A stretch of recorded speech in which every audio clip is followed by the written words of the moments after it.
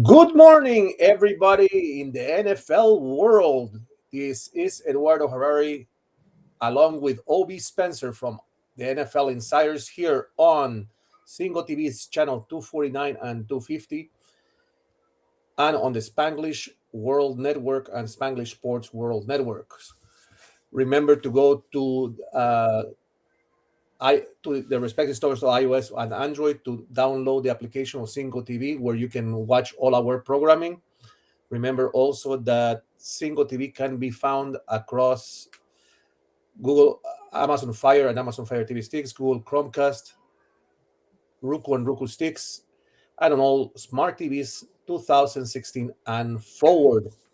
Well, week 13 started on Thursday evening with one of the greatest games I probably have seen in a long time. And Dallas played a fantastic game and defeated 27-13 the the Saints. Obi, welcome to the show, and thanks for being here. It's great to be here. Always good. I guess we're going to start with that 27-17 drubbing your Cowboys put on the poor New Orleans Saints. Yeah. So this is what happens when your two best wide receivers come back into the game. CeeDee Lamb was nothing short of spectacular. In Cooper's limited appearances, he was great. And you have a good quarterback and you give him two great wide receiver weapons like that, a competent, if not more than competent tight end in Schultz, and the offense looks good. And it had that beautiful drive, 4-minute drive at the end of the second quarter, heading into halftime. That really put the stamp on the game. And from there, the defense just sort of held its own. There was no running game, but that's okay because the Saints stopped the run and the passing game was there. Dak looked great again.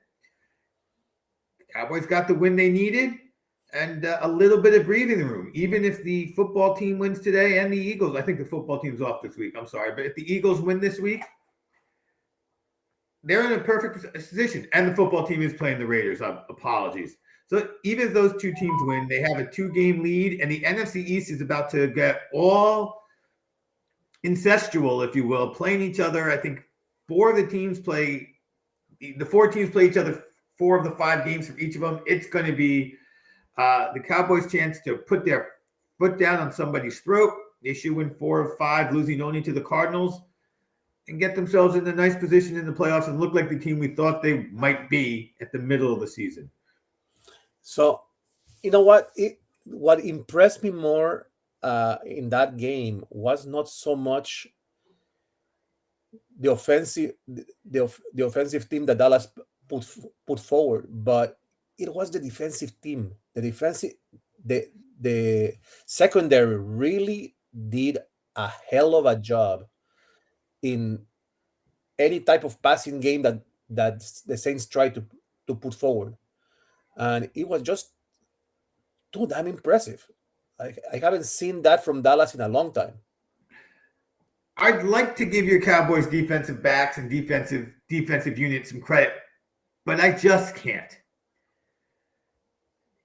Taysom Hill hurt his finger, and he was okay for the first half while he was warm, but as soon as he went into halftime, he didn't let himself cool down. His body cooled down. He came out, he was atrocious. He couldn't throw the football well. He's not a great thrower of the ball to begin with. He's, coach thinks he can play. The coach has reason to be an acceptable coach. We saw what he did with Drew Brees. We saw what he was getting out of Winston. He chose Hill over Simeon, and Hill just couldn't play in the second half. I felt like if they just ran the ball, the Saints, 90% of the time, they may have been able to do some damage and stay in that game and win, but they didn't. They tried to throw with a guy who was physically unable to throw with the damaged finger. I don't know what the official diagnosis was on that. And he looked bad doing it. And I mean, Diggs got another interception, which was crazy. Parsons got another sack. Now he's at over 10 sacks, like 6 games in a row. But as much as I'd like to credit that Cowboy defense, I really think that was a mistake um, by the coaching staff to leave Hill in, and they should have tried to bring Simeon back. And that game might cost them the playoffs. I think in general, Winston being down is what's going to cost them the playoffs. But if it's just one game, that's a game they're going to look back at and go, we could have won if we played it differently, even without changing the quarterback. So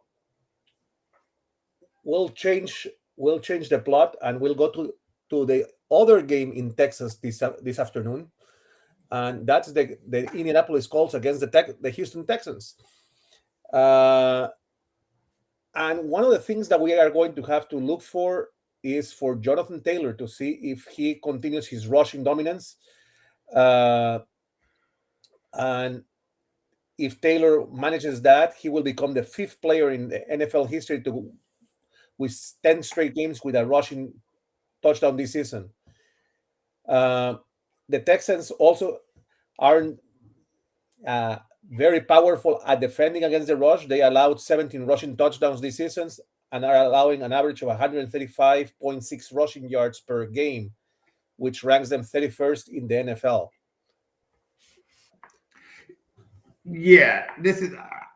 I appreciate that you want to talk about this game because let's face it, if you have JT and you're in fantasy football, you're starting him and watching him go wild, crossing your fingers and hoping for the big win.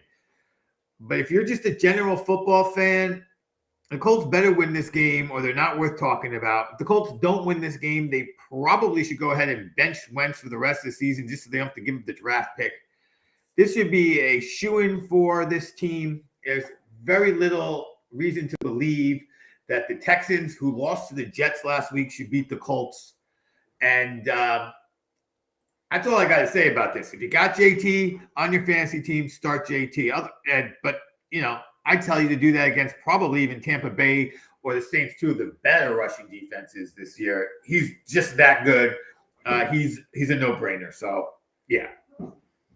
So let's move on to another game. The game between between Miami and the game between Miami and the Giants. Interesting game. Dolphins should take that game by far, but anything is possible with the Giants. The Giants seems to have found their grit in the last two games. Well, the Giants have not been great all year, but they got Barkley back. Some of their wide receivers are coming back. What's really interesting about this game is how quietly Tua has been improving. Right? The season started, they're going to go get Watson. Middle of the season, they're going to trade for Watson. Watson just has to settle all these out-of-court things and get it off his plate. Watson, for whatever reason, is not doing that. Watson has his own agenda, which he should. Good for, it's his life, it's his world. That's all I'll comment on that. He doesn't want to settle. He shouldn't settle. Tua has a chance to get another win, a relatively easy win under his belt this week. Move the Dolphins to 6-7, depending upon what happens in the AFC West this week with the Broncos and the Raiders. 6-7 might start to be, that's not done yet. They got a game against the Jets left.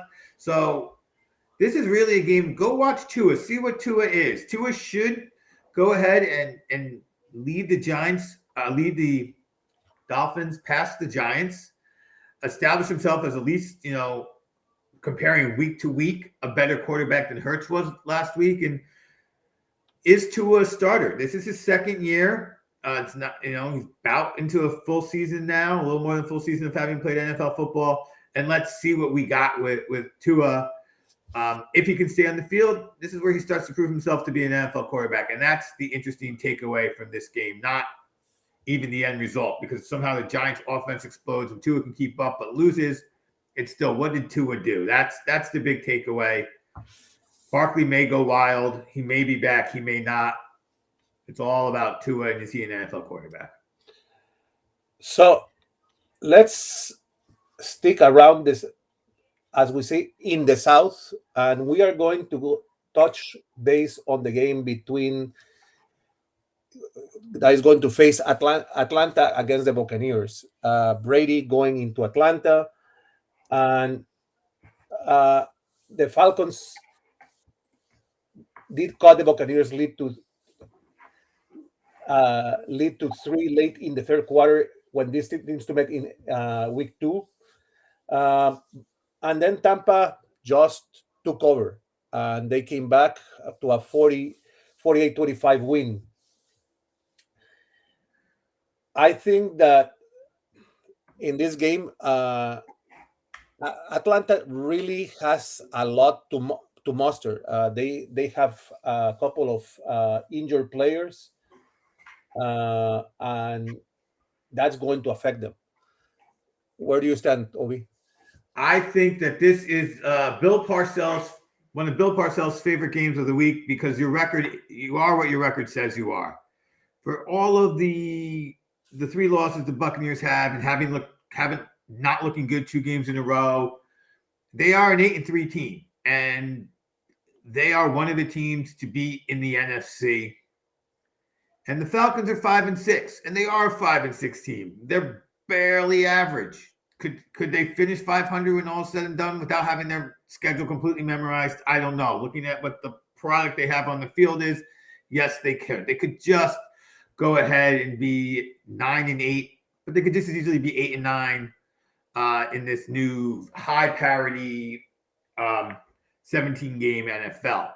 So this is not one of those games I see that the Falcons are going to pull out. Tom Brady does not get upset by bad teams this late in the season. I'm not even the biggest Brady fan. I'm probably one of his least biggest fans, but I know who he is enough to know against the 500 team in the last quarter of the season, Brady doesn't lose. Brady has his team, his teammates are all in line. They know what is and what isn't, and they're going to go ahead and they're going to get this taken care of. Now, the Falcons, on the other hand, they are worth talking about a little bit. They have a schedule that, like I said, could just get them over 500. And being over 500 might be enough to make the playoffs. 9-8 might get them in.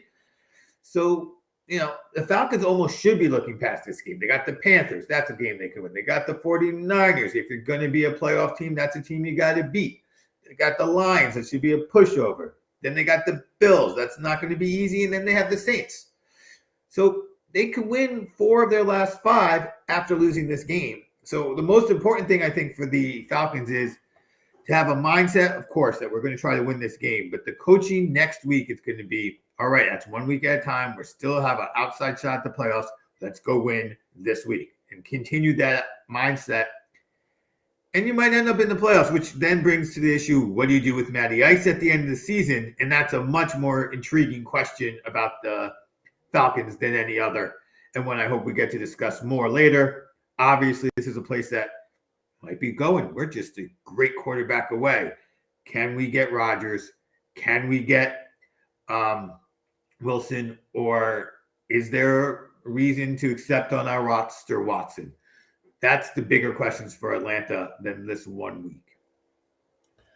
So we are going to move on, and we are going to move on to your favorite team, the Eagles.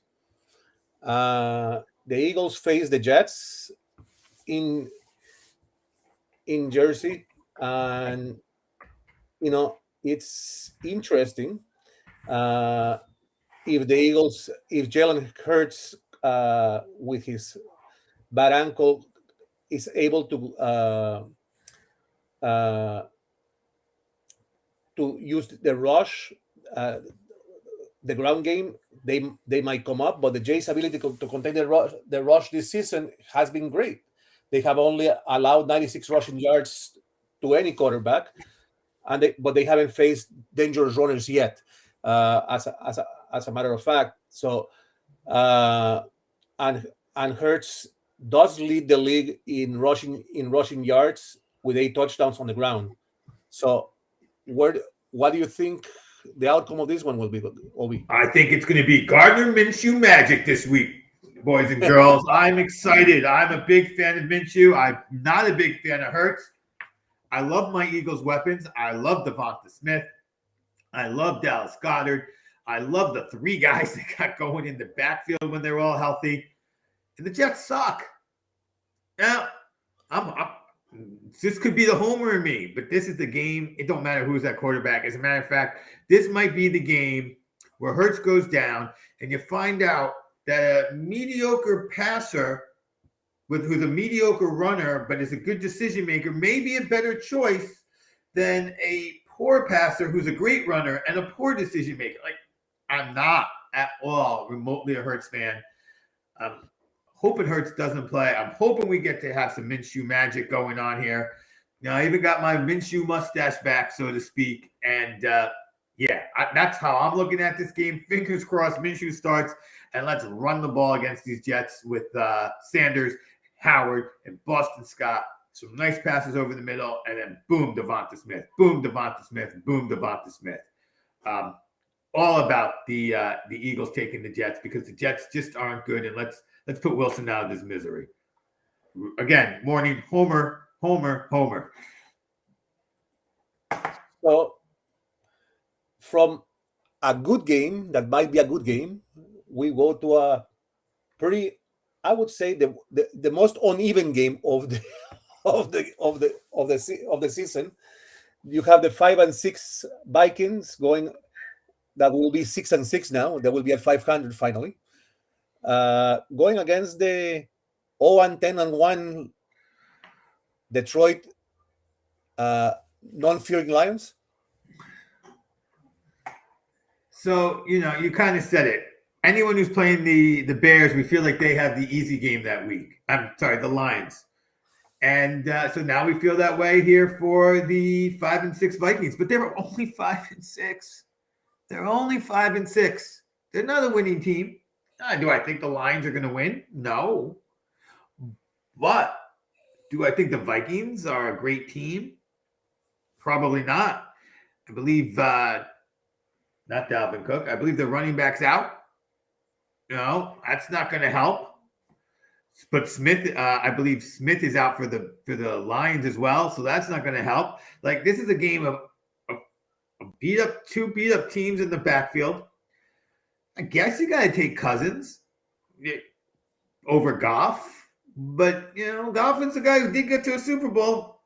This is a game I think if you're a Lions fan, you're crossing your fingers and going, we might have this one. We're home. We might have this one. Let's get some guys in the stadium. Let's get that stadium rocking it and see if we can pull out a surprise upset here. Just because the Vikings are not great. Now, the Vikings get this win. That's great for the Vikings for sure. It's going to make a huge difference for them. Yes, Dalvin Cook and DeAndre Swift are both out, as I said. So, yeah, this is a game that's really going to come down to the passing game with not two good quarterbacks, but not two bad quarterbacks. Two NFL quarterbacks, one who got to the Super Bowl, one who seems to never live up to his contract, but who could live up to that contract if your name's not Aaron Rodgers. So let's move now to an interesting game. It could prove to be a very, very interesting game, and that's the Chargers against the Bengals. This is a matchup of the two top young quarterbacks in the NFL, both from the 2020 draft. Cincinnati's Joe Burrow is looking to lead the Bengals to a third straight win, and as well as Justin Herbert and the Chargers are looking to bounce back from a loss against the Broncos to keep pace in the AFC playoff race. And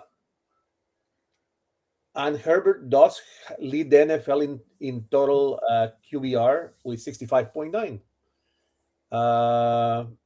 Where do we go? Where do we go here, Obi? What a great game. I'm so glad these guys get to meet up again. This is the game that you wish. This is the game that you want the NFL package for, because unless you live in one of those areas, you're not going to see this game. And you're right. This 2020 quarterback draft class. Remember, Tua is still struggling to start, but he's the third by far worst quarterback in the league in the class. And he's about as good as the guys from some of the other classes who are still struggling to start. Herbert and Burrow are both in the conversation to be the next, to be part of that next truly elite group of quarterback. And here's a great game to watch them, in. Both these teams are fighting for that wild card spots. Bengals are in right now at 7-4, but of course they're in the AFC North, which gives you the Ravens and the Browns and the Steelers, all teams that have 500 records or better. Meanwhile, the Chargers, 6-5, in the same deal. Everyone in their division has a winning record. So this loss can be brutal for either team's playoff chances. I'm not out here. I'm not going to go try and make a prediction on this game. You kidding me? This is just going to hopefully be the game of the week.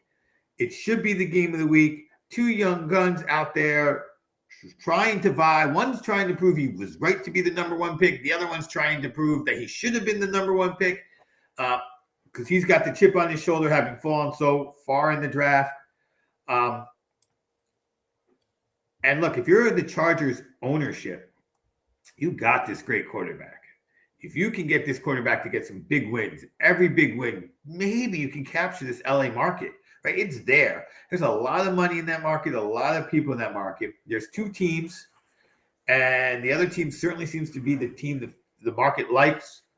Can you get people in the stadium? And if Herbert wins this game, that's one more opportunity to sort of say, look, we're a real team. Come watch us. Come be here. Come feed us the money. So that's probably the bigger issue is if a Chargers ownership, how do you get people from the LA market? You got the right quarterback. But yeah, this is going to be a great game. Absolutely phenomenal game to watch. If you can get your eyes on this game, get your eyes on this game. So from that, we are going to jump to the game between Washington and the Raiders. Interesting matchup because it is the reunion of Derek Carr and the Washington team, Jack Del Rio, who is their defensive coordinator. The two of them were in a debate. Del Rio was the Raiders coach from 2015 to 2017. And they met in social media when Del Rio was an analyst for ESPN and pointed out Carr's difficulty in cold weather games. And that matchup hasn't decreased. And Del Rio says that he is going to defeat Carr by far. And he said that he knows what the guy can do and what he cannot do. Is this going to be another of those debates that is going to be resolved in social media or on the field of play, Obi? Well, we're fortunate it's going to be on the field of play, at least for the 1 week. The the football team's defense has been spectacular. Even after losing Chase Young. The one stat on defense that seems to be repeatable is quarterback pressures. And this is a defense that had a lot of quarterback pressures last year. This is a defense that seems to be finally getting quarterback pressures this year. It is the one repeatable defensive stat from season to season that we find. And they're going to put pressure on Carr. They're absolutely positively going to put pressure on Carr. This Raiders team got their offense back last week against the Cowboys. Your Cowboys, whose defense I'm still questioning, even though they had their win. But they're not playing that Cowboy defense. They are playing this football team defense. This is a team that now is 2.5 games out. A win is so big for them. So they're chasing this Raiders team. I don't know what this Raiders team is. They're 6-5, but they had a pretty rough streak heading into the Cowboy game, but they bounced back. And maybe they're now settled. Maybe they know who's on the team, who's not on the team. All that off-field stuff may be now behind them. And they're going to rely on Carr to get them. I think that the Raiders are the better team, but the football team has been surprising for several weeks now. And There's a lot to watch there. Again, there's some questions at running back here for the Raiders with, I believe there's injury concerns for Josh Jacob. He's questionable. He's been playing on this ankle, but if not, they go to Kenyon Drake, who's all right. I still like the Raiders. Just don't start Jacobs if you got him. Try to hold him on your bench if you have him in fantasy. So from this game, we go now to an interesting rivalry, because it has always been a rivalry, and that is the Seahawks and 49ers.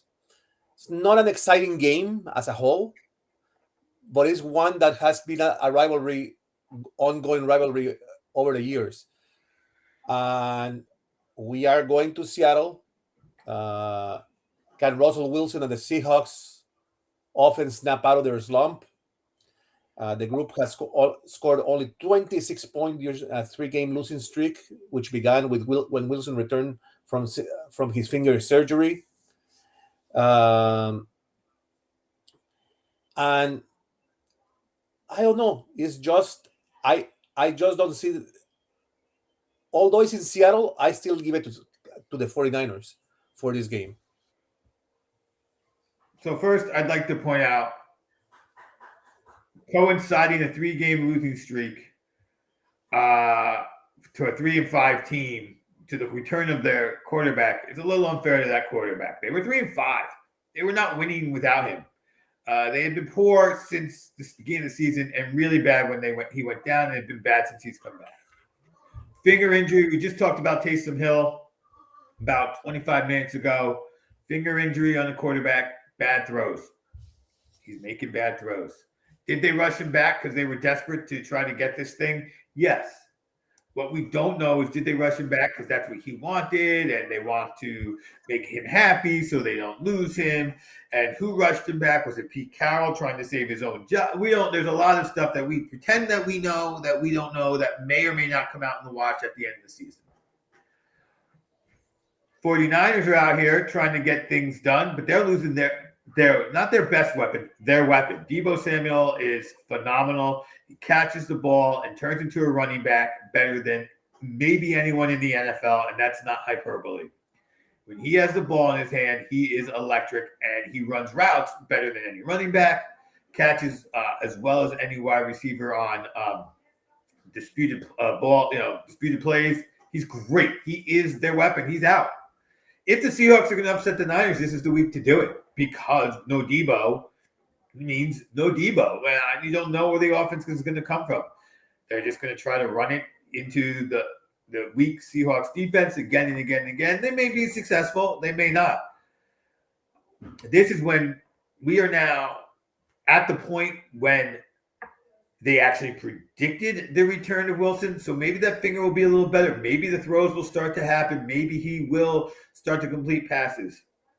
There's a lot of people on the Seahawks playing for next year in a real way, meaning Wilson wants to show that he's still a good quarterback and that you should take him when the trade offers come in, because the Seahawks are not going to get rid of him for nothing. Coach Carroll is coaching to decide whether he's going to be around in Seattle or not, because a horrible season may mean he's gone, especially if Wilson's going to say it's him or me. I'm gonna call the upset here for the Seahawks, but boy, is that a tough call. I don't have faith in the Niners, but that Seahawks team is not a good team. Well, from Seattle, now we go to LA, the Rams, and they face the 2-9 Jags. And I want to start with a quote that I read from Mike DiRocco of ESPN, because it made me laugh. And he goes as follows: the Rams, led by defensive tackle Aaron Donald and edge rusher Leonard Floyd, will sack quarterback Trevor Lawrence 8 times. So he's telling you already eight sacks in this game. The Jacksonville center Brandon Linder and left guard Andrew Norwell rank 8th and 17th, respectively, in pass blocks with win rate at their position, but offensive tackles Jawan Taylor, 47th, and Cam Robinson are struggling. I think the fact that the Jaguars receivers are still running wrong routes at times and get limited separation, Lawrence is going to have a long day. What do you think, Obi? Do you think we are going to get 8 plus?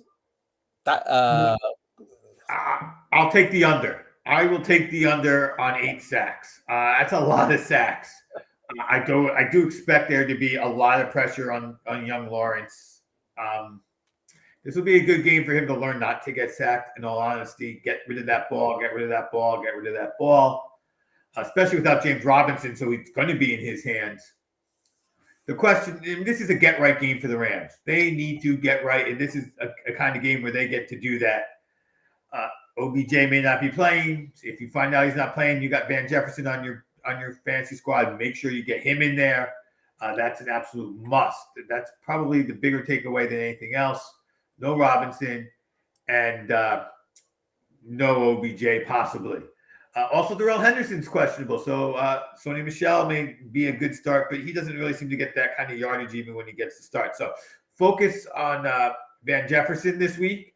See what's happening with OBJ in about an hour, and plan accordingly that you may have a nice little sleeper pick in Van Jefferson, maybe especially in DFS if you're doing that. But overall, this is a get-right game for the Rams. I don't see them losing to the Jaguars. They've had some struggles, some of those against some pretty not even against atrocious teams, against teams that can play, but no one's going to put that kind of pressure on Stafford. The stats that have started to come out about Stafford against losing teams, he's unbelievable. Against winning teams, he's not.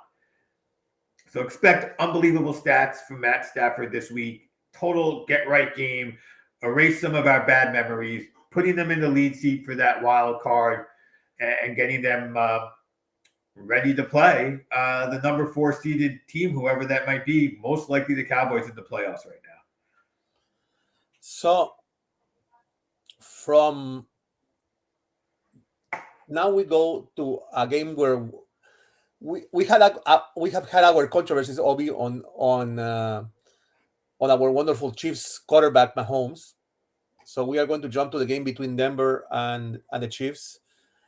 And it's an interesting game because both teams are fighting for a playoff spot. Being that they are playing Kansas City, I have no other choice but to go with Mahomes. He has beaten the Broncos 11 straight times, and the margin hasn't been even close. So I think that this is a game for Kansas City to lose, and the Broncos to overcome. Well, my father has very proudly told me he's picking Denver this week in his weekly pool. He's very excited about that. He's making no bones about it.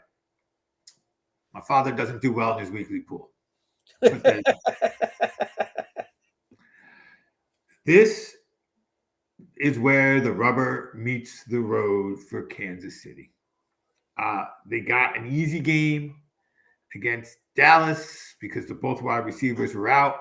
But now you got a full Denver squad coming at you, playing good defense, winning some good games. This is a no-joke Denver team. This is a gatekeeper in boxing, if you would. A guy who's got a 500 record, because if you can't beat him, you don't get your championship shot. This is that kind of guy. This is that kind of game for Kansas City. They must go out here, beat this team, or the winner of the last game we're going to talk about is going to be the team to beat in the AFC. Kansas City wants to be the team to beat in the AFC. This is the week. This is the game. I think they're the team to beat in the AFC. I feel like I'm watching some of those cruise control New England Patriots teams. that we're just in the beginning of the season. We're going to figure out who we are. We're going to do some experimentation. We're not going to start off strangling you. Oh, they're 2-2 on to Cincinnati. Oh, turns out they were good all along. They just try things in the beginning of the year. Oh, Tom Brady's sitting for 4 games. We're just going to try some. And those games they were 4-0, by the way. But they had to find themselves, figure out who they were, get their defense up to speed. What works with this personnel? What works with this new offensive line? I feel like they found it. Mahomes is getting better. Mahomes went from, I think, 19 from a 2-to-1 interception to touchdown interception ratio, which we were all bemoaning. Oh my God! But 2-to-1 is fantastic. He's now moved it up to 2.5-to-1, already getting better. What does that mean for his pacing if he went from 2-to-1 to 2.5-to-1 over 4 games? Moving this team down the field, learning to play with the less explosive offense than what he's used to. The offense is less explosive. Maybe Hill is now only fast as opposed to really fast. Not having Watkins turns out to be a bigger loss than I think people thought. Hardman didn't quite fill that role. Pringle can't quite fill that role. So they don't have a studly number 2 receiver. They have 2 number 3 receivers who are taking time, each being the guy. We got the magnificent tight end in Kelsey, who doesn't look as magnificent. Still, his stats are through the roof. He's still the best tight end in the league. Again, when these guys take half a step back, it's but they've only taken half a step back. Is this defense going to be able to maintain? It's one of the hardest things to do in the NFL. I think they will. The other thing is Melvin Gordon is out. That is such a key question because there are people like myself who think Javonte Williams should have been the full-time starter from the beginning of the season. Melvin Gordon was eating into his reps for no reason, kind of like Dobbins last year on Baltimore. So Williams might be about to start going off in a series of 100-yard games, even against good teams. So if you've got Javonte Williams and you're a believer like myself in fantasy, get him in the game. He can have an explosive game and Denver can still lose. And that's what I think is going to happen. They're going to keep the game close because they're going to keep the ball. They're going to control the ball. Williams is going to rush. But in the end, we are going to see the Patrick Mahomes that I believe exists and you and I don't seem to believe exists. You believe that he got too much hype and now he's back down to earth. I believe the hype was due him. He had a slump. Everybody has a slump, and now he's back. Well, Obi, we are going to see what happens with Mr. Mahomes. I think Mahomes will do the job that he knows how to do, but we'll see. And now we are going to head to the one demise game of Monday Night Football. Patriots and Bills. I think Buffalo has come down to the reality that they are no longer the AFC team to beat. They didn't think the Patriots were going to be a powerhouse this season, and hey, they are one game above Buffalo right now. And cornerback Trey White will be a big part of the Bills' defense this game, but Josh Allen has been faltering. He has thrown 7 interceptions in the past 4 games, even had a lost 1 fumble, and going against a Patriots team that is trying to prove that they don't need Brady. And they have been proving it. It's inconceivable that I don't think that even at playing the game is being played in Buffalo, that's going to matter too much.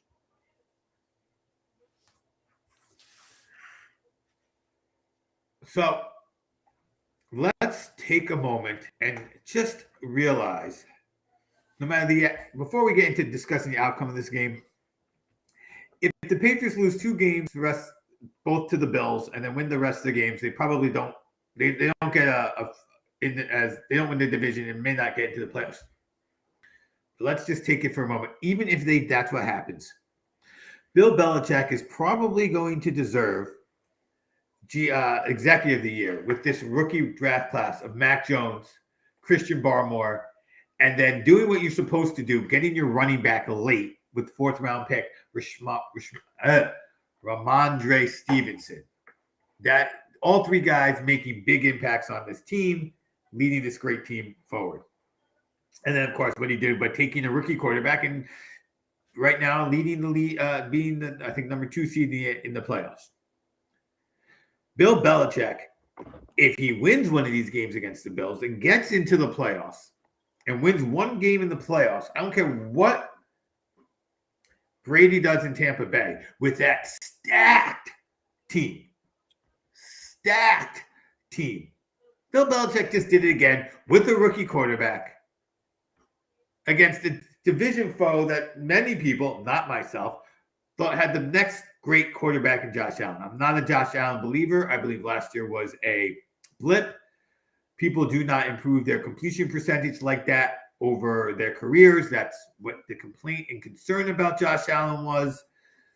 And it looks like he's returning closer, regressing to the mean, as they like to say, back down to where he should have been. He had so many amazing catches made by Diggs last year that shouldn't have been made, out of frame catches that went for touchdowns. It was unbelievable.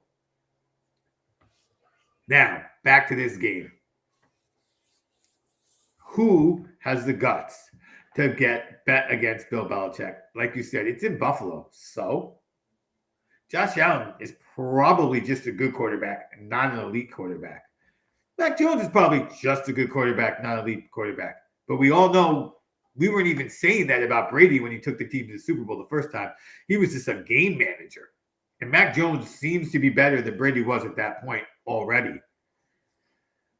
Now, a lot of how a young quarterback does is where they land. And don't forget, this is a team that had 9 NFL players say, I'm not going to play last year because of COVID, who came back. They took the year off, rested their bodies, and now they're playing again. I don't like New England as a team. I don't like New England as an organization.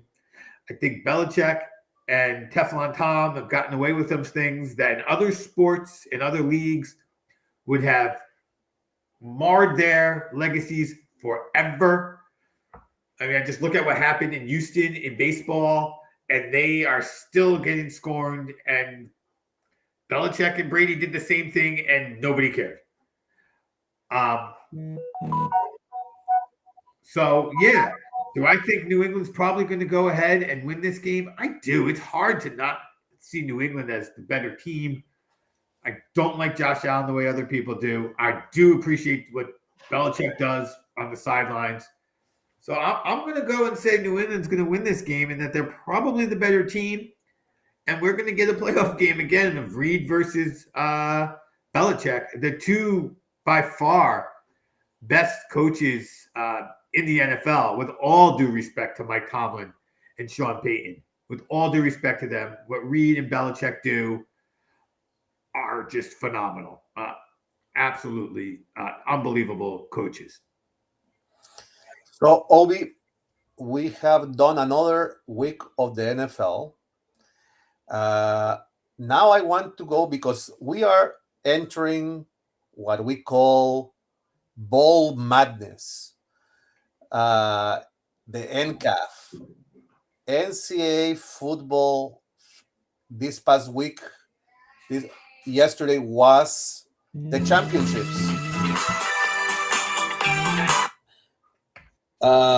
These were the championships. And it was really, really a surprise in some ends. And I am not going to start with my team because we leave that one for the end. But a surprising game with Alabama going into Georgia and defeating Georgia. The Bulldogs died. Their championship game run might be at risk right now, depending on how the selection committee decides. it's going to be interesting. I'm going to be real pissed if an undefeated Cincinnati team doesn't get in. I'm just going to say that yeah, I'm not going to talk about the individual games as much. We'll talk about this for a minute. It wasn't just that Georgia lost, and it wasn't that Georgia got spanked. It was that Georgia gave up 41 points. This is a team that's been holding people about less than 14 points a game. I thought they could lose and even get past that 14, 21 something, 28, 41, 24. Georgia didn't even show up, didn't even decide to play. I don't know how far down you can take a team from one when they lose to the number 4 team, especially when you want to keep the SEC in there as much as possible and they blah, blah, blah, blah, and all that stuff. But boy, they got spanked, and that's going to hurt for a while, a long time. That's all I can really say about that. It's going to hurt for a long time. And I want to bring it back to what you were mentioning. You are right. Cincinnati, with an undefeated season, should make it to the national championship.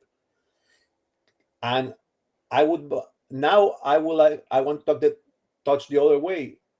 Can a number 2 and 3 teams in the nation face off in the national championship for the first time in a long while? It hasn't happened probably in about 10 years. So can this be the year that we see a national championship between Michigan and Cincinnati?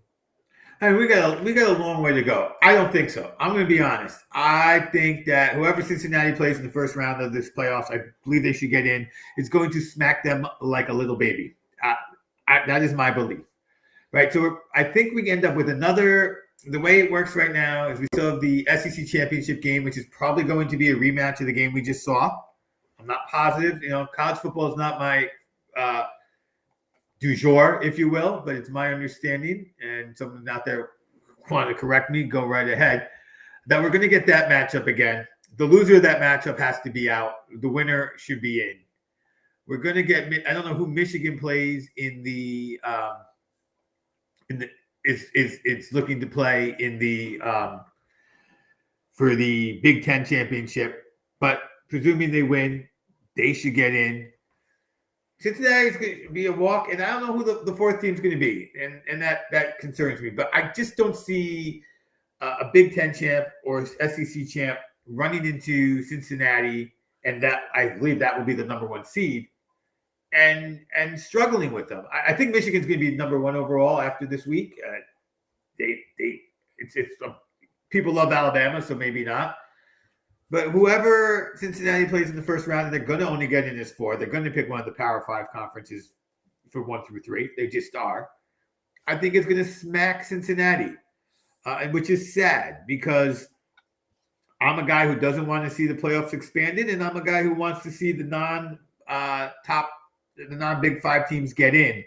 But if Cincinnati goes in and gets whacked around, that's going to delay that happening again for 4 or 5 years. So they might have to go to 8 teams just so teams like Cincinnati can get in. And finally, the right non-major, Big 5 team will go and have a run. The interesting thing, we have 1 bowl game already. Actually, we have 3 bowl games decided already. Where 2 bowl games that are decided already. The Bahamas Bowl is going to be Toledo against Middle Tennessee on the 17th of December. The Hawaii Bowl, which is a interesting match, is going to be Hawaii against Memphis. And the Military Bowl is still waiting for a contender. In East Carolina is the first team to go into that game. But it's going to be an interesting bowl season because there is a lot that the selection committee will have to make a decision very, very fast. And I think it's not that I'm favoring Michigan, but they have played their hearts out. The only loss they had was against their state rival. I mean, if you cannot give Michigan the edge to enter the championship game after they defeated their nemesis, Ohio State, there is something wrong there. I mean, Harbaugh has turned that team around, considering everything that has has gone wrong with that program in the last 7 years. Okay, so I just did some Googling and realized that what you were saying was those were the championship games. And I apologize to anyone who's listening and calling me an idiot. I am uninformed at best on this college football. So, that all being said, I do not know who the teams that are going to get in are. But yes, Michigan's got to get in, and Alabama's going to get in. I hope they don't put Georgia in just because they lost. That's it. You had your chance. They lost. I'm guessing maybe it's Oklahoma State that gets in, and I hope Cincinnati finds its way in. Or maybe Notre Dame. How are they doing this year? Are they a one-loss team? Because everyone loves to put Notre Dame in there. So, these are the things that we have to figure out. Yeah, Notre Dame 11-1. So maybe they get in. I don't know. Notre Dame will go, but whoever goes in number 3 will be a bigger school over Cincinnati, and I think Cincinnati will lose to probably Alabama, who will be the number 1 seed yet again. Well, Obi, I thank you very much for another week because you always come through for us.